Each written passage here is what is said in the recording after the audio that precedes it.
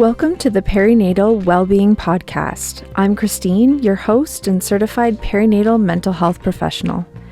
This podcast is all about authentic conversations. We want to open up the discussions around perinatal health and well-being, from mood and anxiety disorders to breastfeeding to grief and loss in the perinatal period, and everything in between.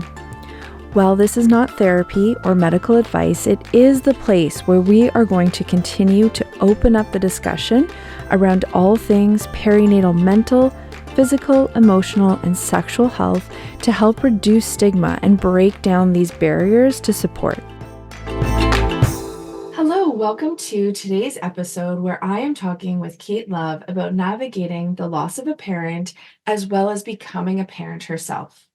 Kate was a practicum student with Perinatal Wellbeing Ontario and has come into working with parents and people in the perinatal period who are experiencing all types of struggles and challenges along the way. Welcome so much to the podcast, Kate. Thank you so much for coming on. Thank you so much for having me. I'm so excited to chat.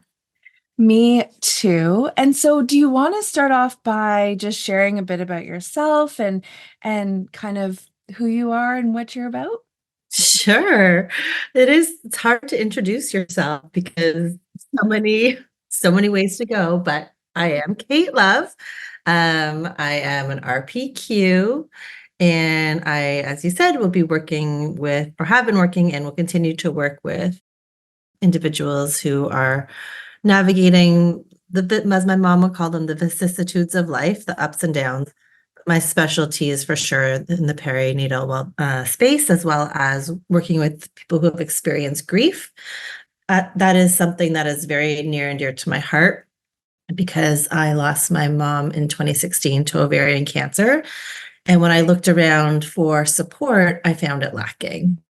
I have this idea that I will be the support and be the scaffolding that I was looking for at that time. Really drives me.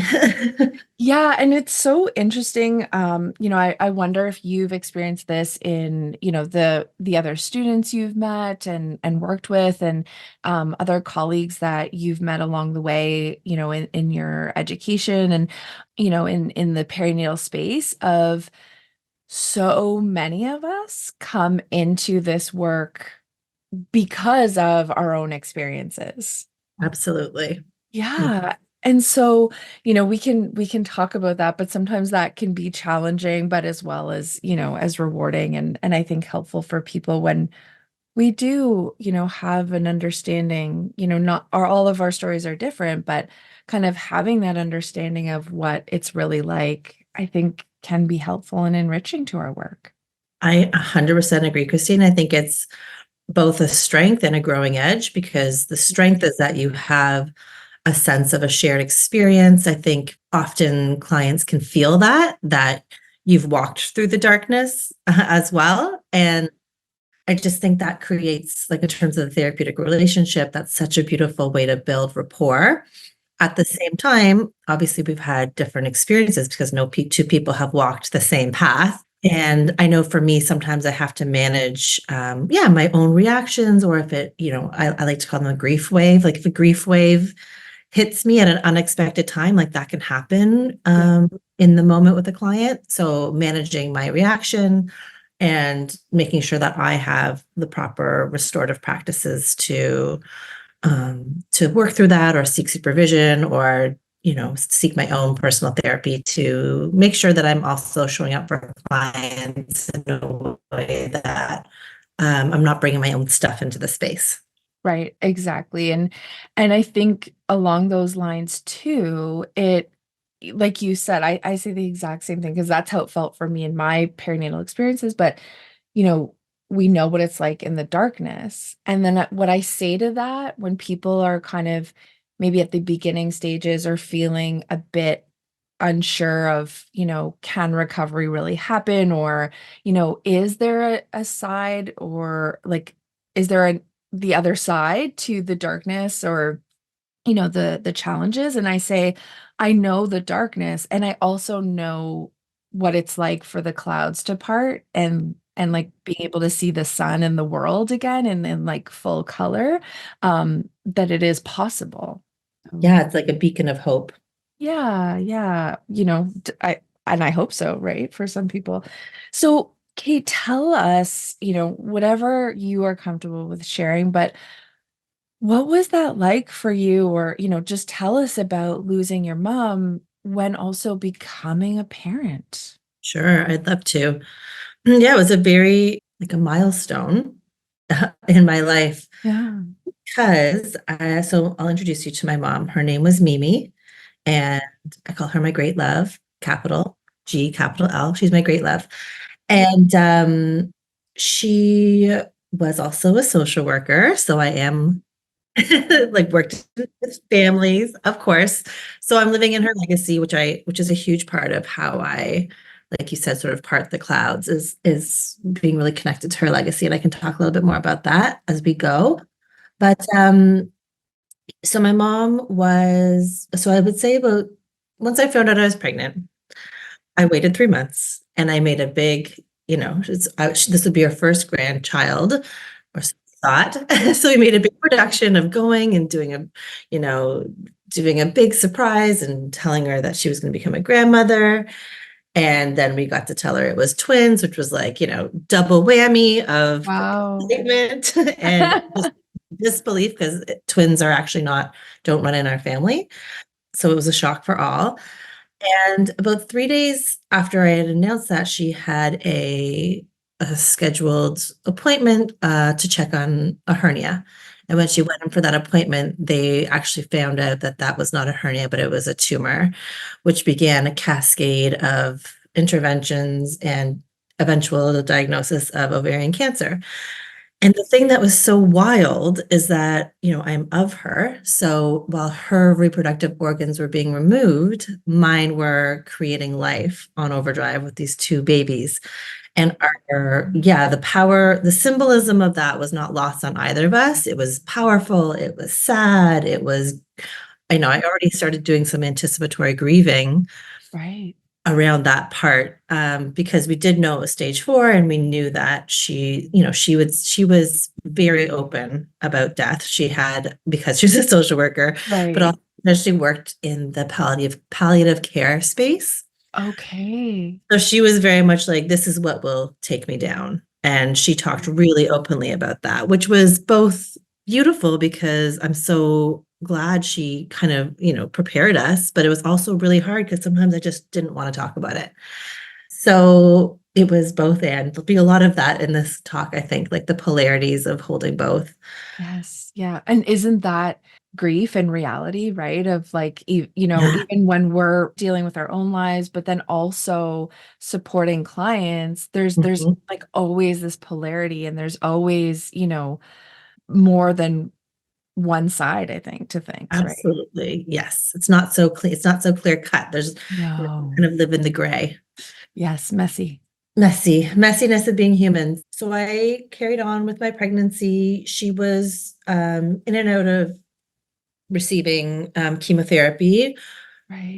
but which kind of changed my ability to visit. And just because I was pregnant, like there was a couple, and this was pre-COVID, so there was nothing Right. like this was, the before times, Restrictions. no Yes. Yeah. restrictions, but she definitely very clearly had the milestone that she would live to meet my babies, which Right.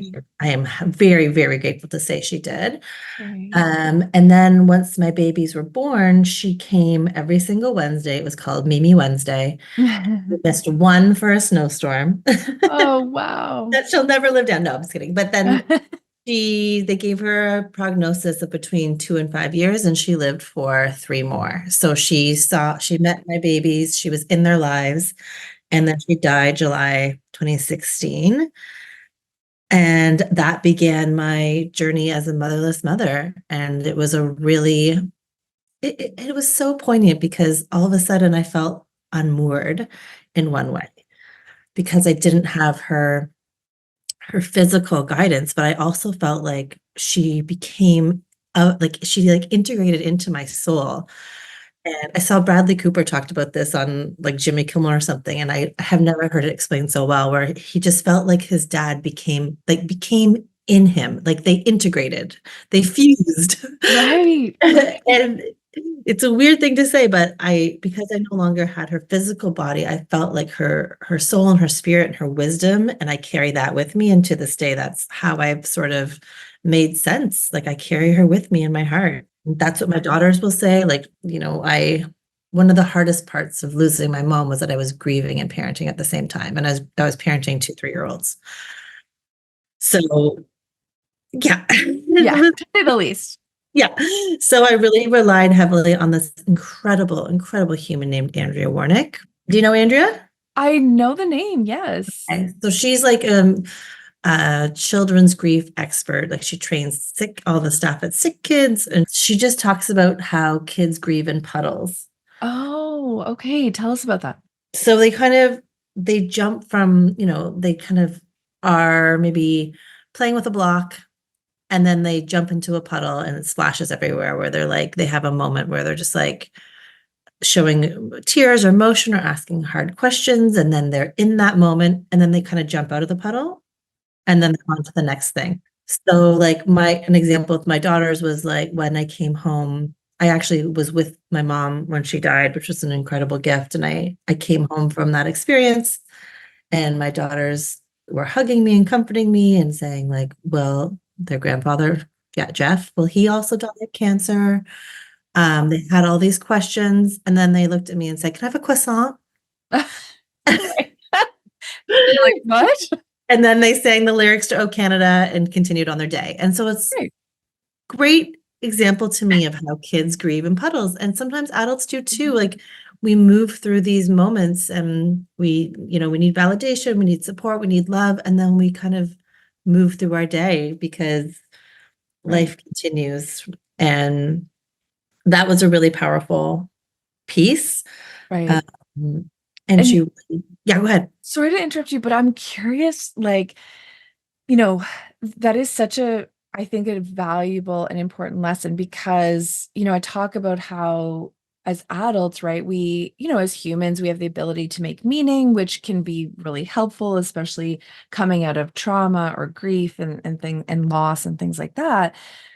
And it can also kind of bog us down, so to speak, where we make meaning that's negative about ourselves, right? Like, oh, I'm grieving this way. And so this means I'm not doing it right, or I'm taking too long, or not enough, and so I'm curious if that helped you too, like just to normalize however you experienced it, because and I want to know for you what that was like, because sometimes people will say, oh, I feel guilty the first time, like I laughed, or that I was having a good day, or that I was able to enjoy, something, a moment or whatever, and then feeling guilty, like, oh my gosh, I shouldn't because I'm grieving and I should be sad and down all the time. Did you experience any kind of, again, I guess, polarities in that? That's a great question. I had a lot of change right after my mom died. Like I got a new job, and there was just things that were shifting, and I definitely felt I got a birthday. A birthday was a weird one. I felt really strange to be growing a year older without my mom there, and she was the person who gave me life. So I definitely felt I wanted to still find joy, and I didn't want my life to end because my mom's life ended, but I also felt, yeah, it was weird to continue on. Like, there's a really great book called Crying at H Mart. And in the book, she talks about her mom dies and she goes somewhere very mundane. I don't know, post office, mall, insert, Target, something. And she looks around like, how are people continuing on their life? Like the worst thing has happened, but people are like buying bologna and picking up socks. I definitely felt that. And my solution to that feeling was that I started writing my mom emails. I set up like a ghost email address, and I would just write her emails because that was a huge way we communicated, was texting and email. The thing that I missed the most was like the mundaneness, like sharing the mundane details of my life. And the thing that I'm grateful for is that I gave myself a bit of a grief education. So I knew that there's no perfect 5 stages. I knew that it would look like, the depth of my grief was going to be related to the depth of my love. So I knew it was going to be a long process. So I gave myself grace in that way. And I really wish that for anyone who is experiencing grief, because it's easy to question, like you said, like, oh, now I'm laughing at Modern Family, but my mom died. Like, is that okay? Or, does that mean I've gotten over it? And all those, I would say, existential questions that come up. And I'm wondering too, those existential questions, did it feel like for you really came up with losing a parent versus, like, I don't know if you've lost, other people in your life, but losing a colleague or, I don't know, another family member, or I think death always kind of brings our morale, or not our morality, or mortality Yeah. into kind of perspective, right? Like kind of front and center. But it feels like when my father-in-law passed away, those really existential questions, and like I started planning my funeral, and I started Yep. really like diving into these details and making sure like my financial things were in place and people knew how to access them and all those things. So Mhm. did that happen for you? Like those, Yes. those existential questions and Hmm. questioning yourself and life? Hmm. Oh, big time. Yeah. I started making like a funeral playlist. Yes, yeah, me too. I told like my sister-in-law, like, these are, if I die and you're going to become like the female figure in my daughter's life, like, this is what I want you to impart on them. And oh yeah, I think, yeah, it's like the thing that we're avoiding. So like death generally, like we all, there's a lot of death phobia in our society. I hope, and I feel like it's shifting, but you know, talking about it does not make it come sooner. So I did I did feel this like opening towards like, okay, so one of my mom's big lessons was like, don't wait till you're dying to say no. She was a very, very big people pleaser, which I inherited, one of my legacies. And so she said, it's so freeing when you're dying because I just keep saying no and nobody can challenge me. Wow, Mimi, that is such a wow. Like I just had a visceral reaction to that because I mean, I have a post-it note on right in front of me that says no is a full sentence. Yes. Which my friend Kelly said in a group we were co-facilitating like a month ago, and I was like, "Oh my gosh." Yeah. So Mimi is so right. Like, don't wait until you're dying to say no. Yep. Don't wait until you're dying. So that resonated for me big time. I think just that permission to, unhook from the idea of saying no is selfish or disappointing people or whatever that is. Her other wisdom was love is a verb. So it's easy to say, but it has to be, you need to act on it. You need to show up for people, whatever that looks like. And that was a big one. I mean, my last name is Love, so there's lots you can, lots to work with on that, of the content. But she talked a lot about yeah, like showing people you love that you love them. Yes. Yeah. In action, right? Like she Hmm. said. Yeah, absolutely. Hmm. And, kind of going back to that death phobia, if that's okay, because I think Yeah. that's a really even grief phobia, right? Hmm. Where and grief, as as we talk about, I think a lot in our work is so present also in becoming a parent or in the perinatal period, whatever that looks like for us. There's so much grief there. Yeah. But we don't like in general, I think in Western society, we don't like to acknowledge that because like having babies has to be only joyful, Hmm. Hmm. right? We Hmm. can't associate anything quote unquote negative. And yet what I like to say is like grief is present because there's love. Right. right? Because for example, the love for your mother, right? Or the love you have for whatever it is, and then that thing that you lost or that changed, Yeah. right? And so there's grief there. If we didn't care or didn't love, then there would be an absence of grief, Right. right? And so, this phobia of death, like we are all gonna die. Mhm. And I learned so much from like Buddhism in terms of, Buddhists like meditate on death daily, right? Right. Like it's coming for all of us. We can't avoid it, right? Yeah.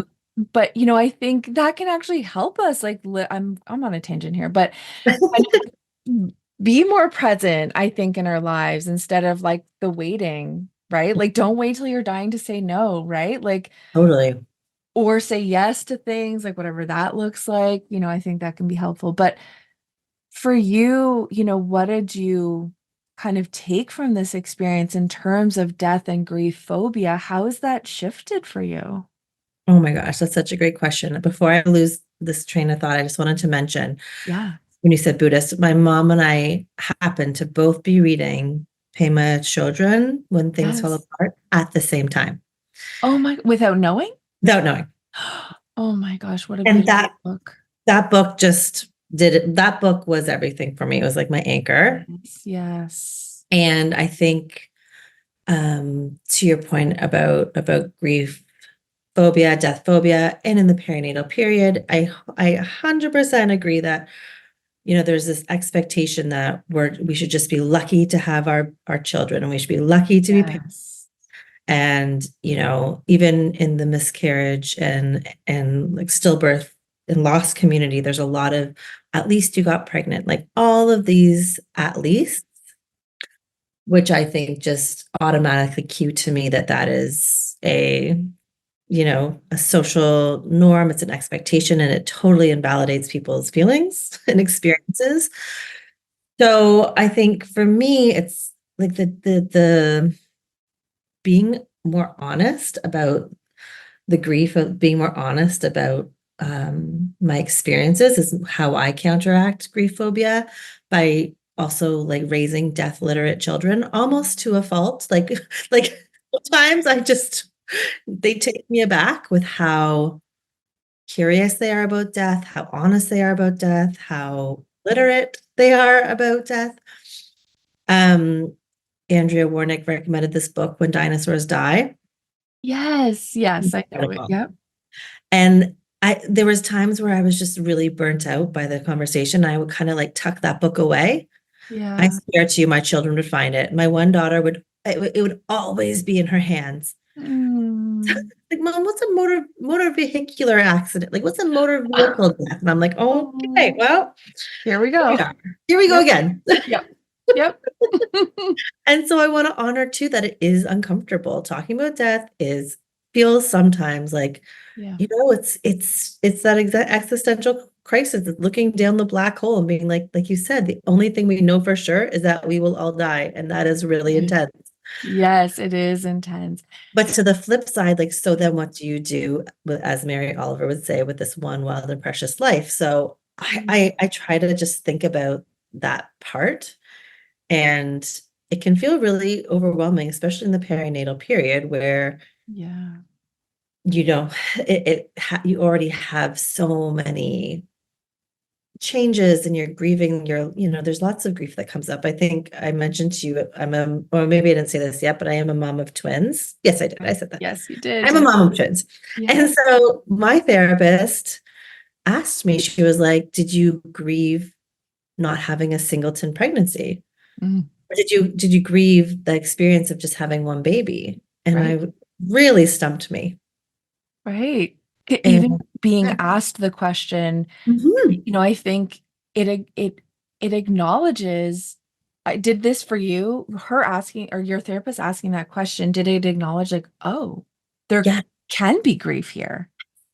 yes. Right. There can be grief here. I'm allowed to wish, or imagine or be sad that I didn't have this experience of like the mom. This is like my social image, like the mom in the rocker with one baby on her breast, gazing out into the world with like, Yep. beautiful light streaming in. Yes. Yep. That was not my world. No, I And bet it wasn't. and I had to sort of, yeah, like I got a chance through therapy, my personal therapy, to articulate that and to sit with that and to for that to be okay was a massive gift. And I'm so grateful that I had that frame around it because there weren't other spaces where that was something that people were asking. Right. And I think that's why, like, the more and more, I do this work and bringing the topic of grief even into the perinatal work, clients respond so positively to it that just putting it out there, like even naming it sometimes, like if they're talking about sadness around, what their experience looked like and not having the experience they thought they would, whether that's around, how many kids they have or don't have, or their birth experience, Yes. labor and delivery, or the postpartum period, what that looked like, or pregnancy. Like there can be so much grief in there. And then when you name it and they're like, oh my gosh, yes. Mm-hmm. And then it gives them the opportunity to grieve, Yes. right? So then I think it's also not as intense every single time, like, with not with time, but with the experience of feeling the feelings and Yeah. being kind of quote unquote given permission to feel them, then it's not as acute every time, right? Yes, 100% preach. That is so true. Yeah. And I think that's like putting the word grief to it just gives, like you said, it gives people permission to look at it from that lens, like the loss of, like the way your identity changes, the way your body changes. I know for me, as soon as I found out I was having twins, like Mhm. it happened on the same day that I had an appointment for the with the midwife. Right. And I went to that appointment and it was basically like, well, you could have a midwife, but you're going to be in the hospital, like you're going to be in a hospital most likely. Mm. Um, and you're gonna that's gonna like double the amount of appointments. They weren't that encouraging of me Oh. having a yeah, and I had gone in being like I at the time I had two other of my best friends were pregnant and they were like getting birthing pools and like babies at home and my like it was like my trajectory was all of a sudden like you're gonna have a C-section on your birthday, which is what the doctor told me, which was Oh. not that far from that was pretty much accurate. And so all those plans, all those thoughts, and this is so common in the perinatal period, we have these imagine what pregnancy and labor and delivery will look like. And so much of that changes in the moment.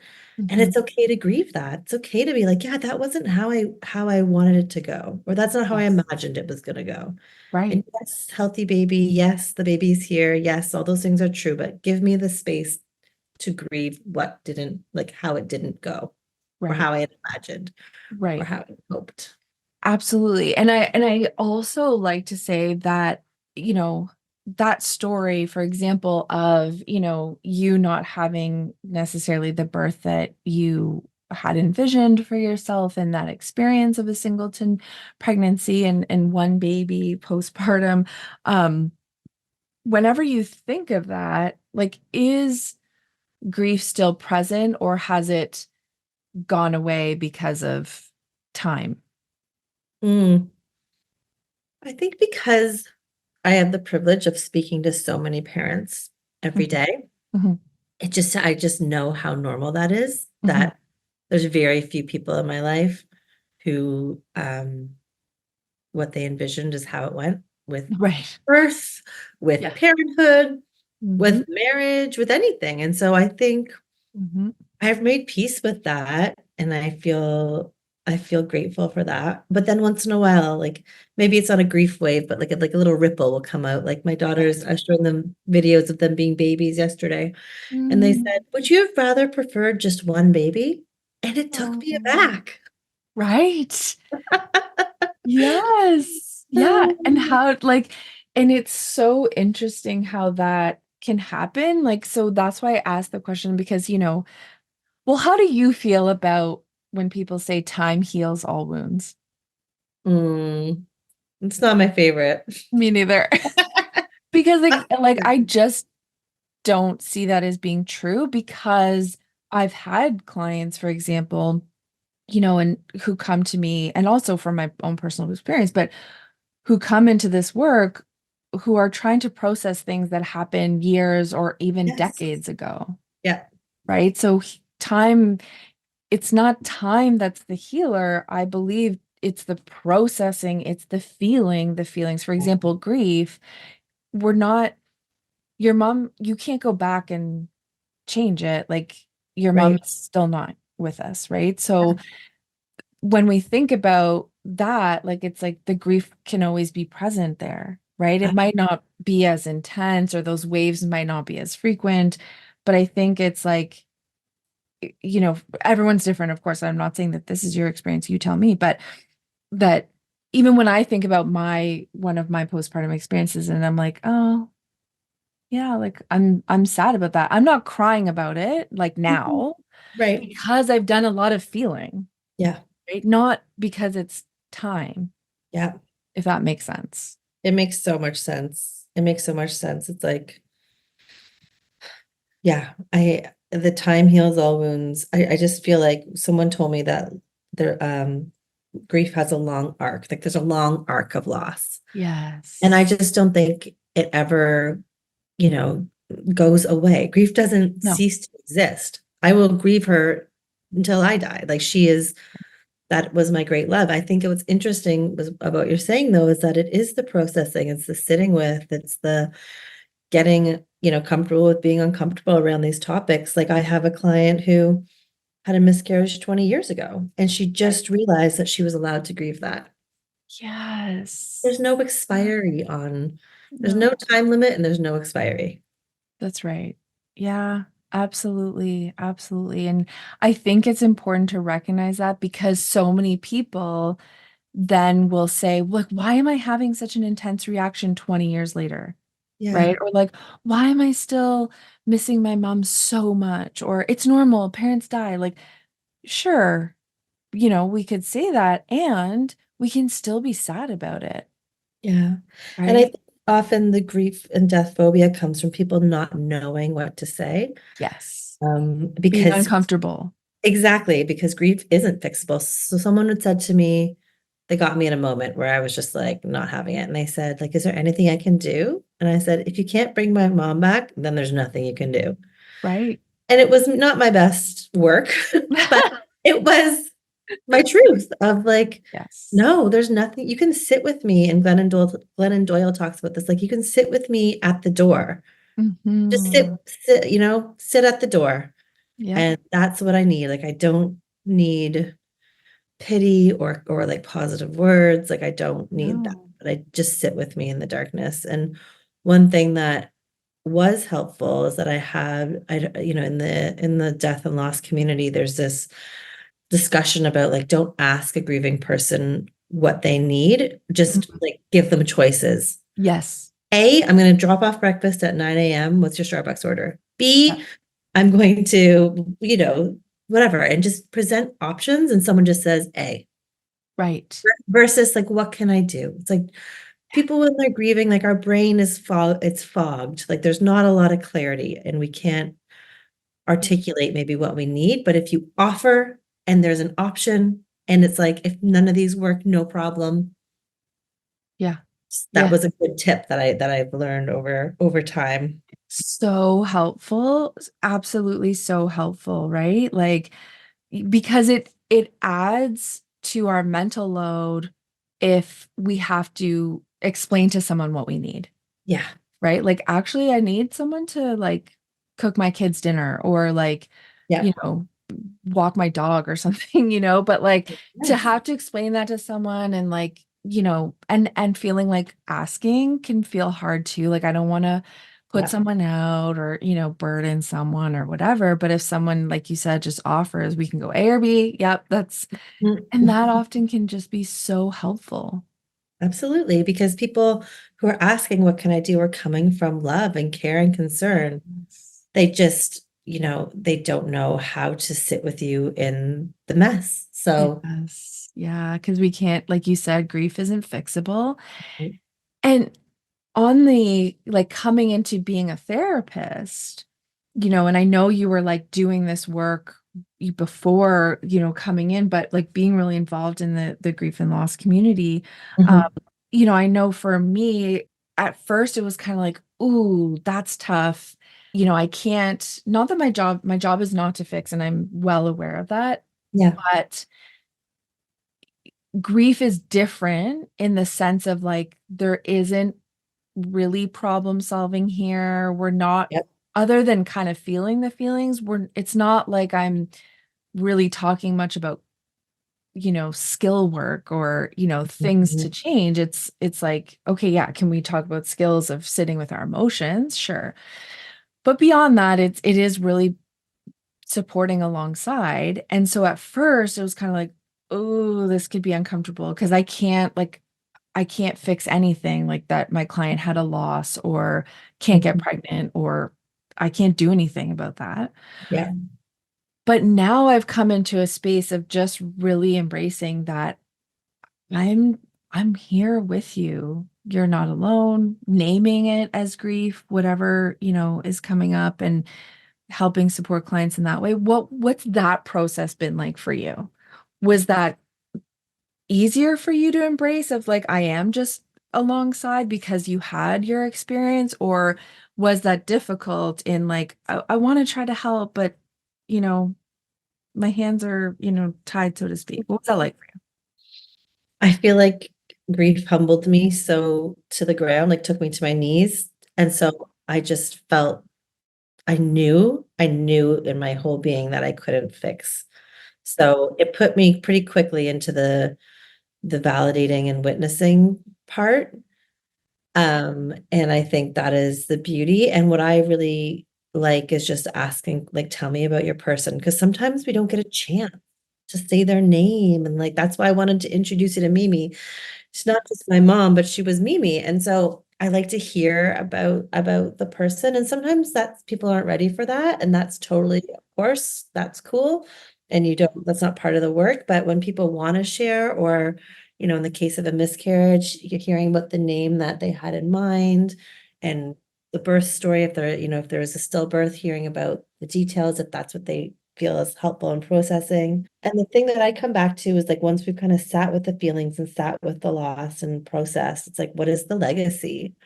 And my friend and I started it's an app. I'll just give it a little plug. It's called Be Ceremonial. And it's a way to create secular ceremony and ritual around these tricky times. So we have like a library of rituals that you can use for miscarriage, for scattering ashes, for all the different, the death of a pet. It's kind of Yes. like the big gamut because I think people sometimes are like, okay, I felt the feelings, but now what do I do?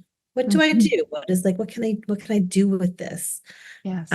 and there's so many options and it's always changing. We're always adding. And in my therapeutic work, I always talk with clients about that legacy part because it feels really important. Yes. Yes. And thank you, for saying that. It's so important. I agree. I always ask, if someone's lost, a person in their life who was an adult or even a child who was, with them for a while, or a pet, or, I always ask like, what's your fondest memory of that Mm. person, or your favorite thing about that person? Like just again, holding that memory like in the present, Yeah. and yeah, I think it's so important. And also, you're right, like those grief rituals, we have rituals for so many things, right? Like death and grief and or sorry, yes, grief, birth, marriage, whatever Yeah. that looks like for people, all the things, or graduation, like, Mhm. we have these rituals to signal like these different things in our lives. And I see a lot in the perinatal period, and I'm wondering if you see this too, where people really feel sometimes like they can't, like they don't have the space to do that, or they feel like people will say to me, like, well, it was an early miscarriage. So, like, it's, I, there's nothing really I can do about that. It's not like I can have a funeral. And so I'll talk about,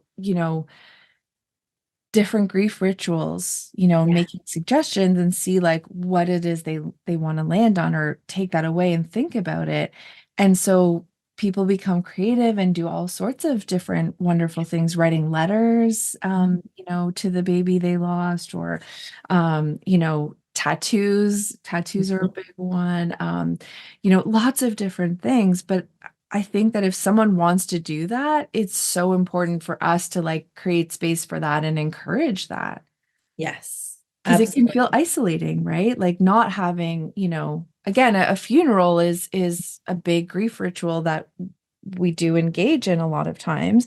And that can feel hard and isolating when we don't have that for, maybe like a miscarriage or earlier loss or things like that. Absolutely. Huge. I think that's such a beautiful point, and there's so much room and space and creativity for how you do that. And also people sometimes if they have a child, they'll bring in their child, they'll bring in family members. It could just be for them. It could be with them and their partner. Like there's so many ways you can also engage community or not. Mhm. And that feels like there's so much expansive ways to honor that part. I also know people who have done things like a ritual to end breastfeeding, for example. Yes. For some people is really powerful and has grief to it. Um, there's there's naming ceremonies. There's all these interesting ways that people mark the life transitions. And I think the more we encourage that in our society and in our work, the better.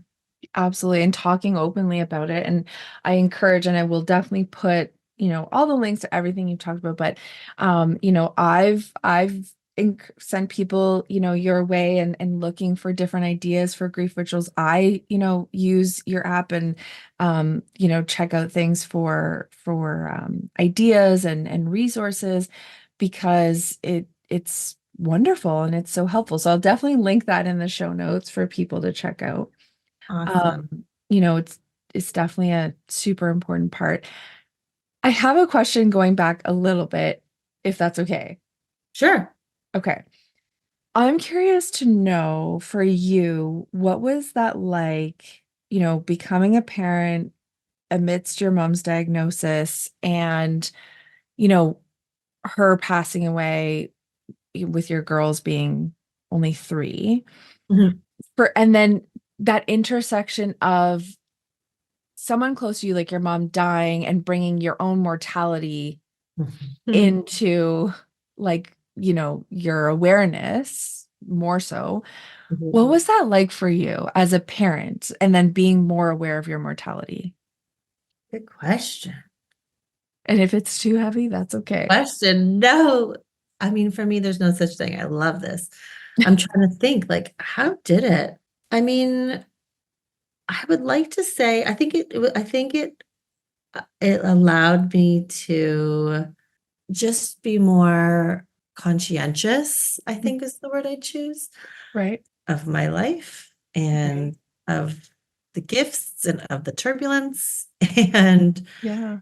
gave me access to, like my mom said to me, when you become a parent, you have access to more emotions on each extreme. So she would say, like, you'll never be more exhausted, but you'll never experience as much love. Yeah. I kind of feel like that's true as well of like this idea of opening up to like the existential Questions. anxiety questions, yes, Yeah. of just being more aware of, yeah, just being more aware and alert to my Mhm. experience. And I Right. think I found it also destabilizing when I thought about my daughters having to grieve me, because here I am grieving my mom, having such a hard time being like, oh God, I also brought people into this world who are going to have this experience at some point, Yeah.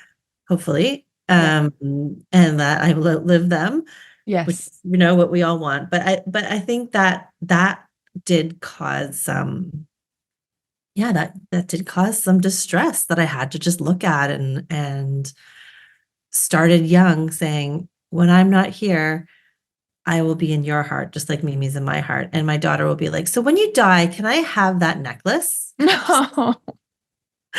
And just to be like, yep, Yep. yep, Sure. I'll just put that in the absolutely. will. I'm just gonna cry quietly in the corner, Yeah. and I'll make sure you can have that necklace. Yeah. But yeah, I think coming back to that idea of being aware of our death allows us to live more fully. That's what I Mm-hmm. believe at the end of the day. Right.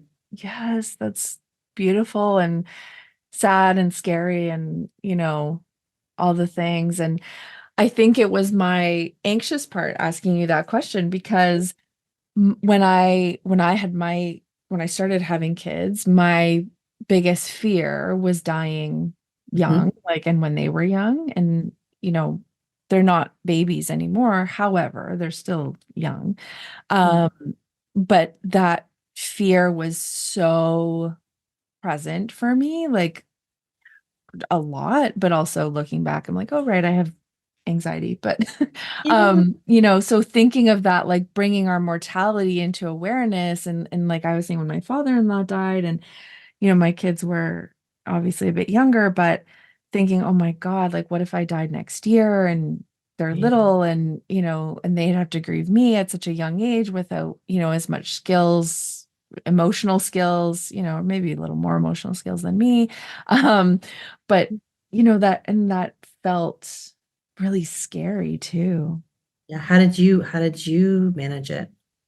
Well, just throwing myself into planning mode, right? Of like making sure like we had our will and like, my legacy planning and planning my funeral and trying to like plan things that were like to take off their plate, making Right. sure like all the insurance policies were in place and like what knowing like what would they get when we die or if I died early and what would happen and so my anxiety puts me into action.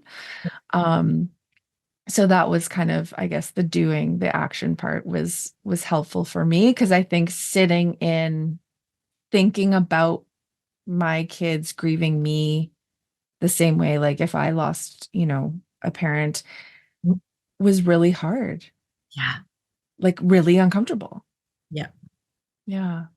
Yeah. Totally fair. And I think I dealt with it or my kids helped me deal with it by like just being, oh, they were just processing it with me. Yeah. It was bizarre. Right. And it sounds like well, and that's the beauty of kids too, right? Is like they are just so present, Yes. right? Totally. Like they Totally. don't, yeah, which is beautiful, right? Like even just that grieving in puddles, again, they're so present. Okay, they're feeling the grief, but then all of a sudden their stomach's rumbling and they're hungry for a croissant, right? Yep. So again, they're just like super present. Oh, I'm hungry now. And you're kind of like, wait, aren't you like, weren't we crying 5 minutes ago? Okay, now we're Right. on to the next step. Okay, Yeah. great. Yeah. It's a Exactly. lesson, and there's definitely a lesson to that. Like there's a beautiful lesson Yeah. Absolutely. from the way kids just show up and are so present and so curious. Like, I try to just remain curious because I think that's such a Mhm. gift. And we Yes. get stuck in our ways, we get stuck in our beliefs, our narratives, and just to remain curious. Mhm. Um, like there's nothing more humbling when a kid is like, "What happens when people die?" And you're like, "We have no idea." Idea. Yes, yes, absolutely. Oh my gosh. I know those questions that our kids bring to us and, just really make us think like, I don't know. Let me Google that. Um, and so if you could give some advice, because you're not in therapist mode right now, right? If you were to give advice to people listening, Mhm. both people who are grieving and then also people who are supporting people grieving, Mm, what would you really want people to take away? I think I would just say, don't turn away, but turn towards. Mm, So for people grieving, turn towards as much as you can that discomfort and those feelings and feeling them, and supporting yourself and finding resources and scaffolding and the people who can hold you. Yeah. And then the people who are supporting grievers, just to turn towards your griever, sit with them in the darkness. Don't try to fix, don't try to change, just be with them. And that's enough. Yeah. Yes, it is enough. Because I think that can also be everything. Just not being isolated in your grief, but having someone beside you who's just there. Yeah. Yeah, that is so beautiful. And Kate, what is your favorite memory of your mom, of Mimi? Oh my God, so many. I will say in a random, I don't even know who took the picture, but there is a picture of my mom, me being wheeled out of my C-section with 2 babies on my chest. My husband's in scrubs. She's not supposed to be there. She's bursting through the doors. She's not supposed to be there. She's like, and someone captured this moment where she has a look on her face of like, give me those babies. And that's just my mom in a nutshell. Just a fierce Irish spirited woman who loved fiercely. Thanks for asking. Oh my gosh, beautiful. Thank you so much for sharing, Kate. I truly appreciate it. I feel like there's so many different tangents that I could talk to you for another 3 hours about. You could do it again. I'm available. Yes, absolutely, absolutely. And so, Kate, where can people reach out to you? I am on Instagram at Kate Loves Therapy. Yeah. And I will be launching my private practice in January, and I will have a website soon to come. Just haven't gotten to that part yet. Lovely, lovely. Well, thank you, Kate, so much for sharing. And I'm going to put in the show notes where people can reach you on Instagram and all the resources and the books that you mentioned, including your app and all those wonderful things. And so, again, just thank you so much for sharing your story and being vulnerable here on the podcast. Thanks for having me, Christine. Thanks.